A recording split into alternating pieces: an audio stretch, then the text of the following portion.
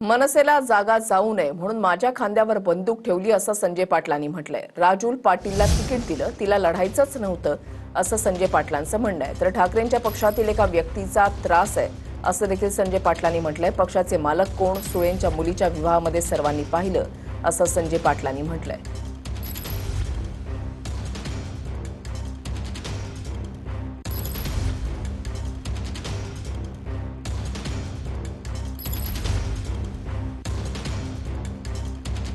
खासदारकी दिली, माझ्या मुलीला ते बोलतात आम्ही तिकीट मागितली नव्हती, तो मनसेला ती सीट जाऊ नये म्हणून खांद्यावर माझ्या बंदूक ठेवली का राजूलला लढवा। राजूल ताईंना लढायची काही शोक नव्हता। राजूल ताई पूर्ण माझा मतदारसंघ बघत होते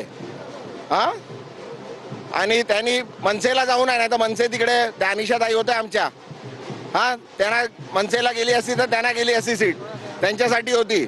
राजूलताईला लढायचं नव्हतं। राजूलताईच्या नावावरती, माझ्या नावावरती ती सीट शिवसेनेकडे राहिली पाहिजे। शिवसेनेची सीट आहे, शिवसेनेकडे राहिली पाहिजे, पण एकदा त्या अनिशाताई तिकडे नगरसेवक राहिल्या होत्या म्हणून ती सीट मनसेला जाऊ नये म्हणून तिकडे जबरदस्ती माझ्या राजूलताईच्या नावावरती आणि माझ्या एका खासदारांच्या मुलीला पाहिजे म्हणून ती आमच्यावर टाकली।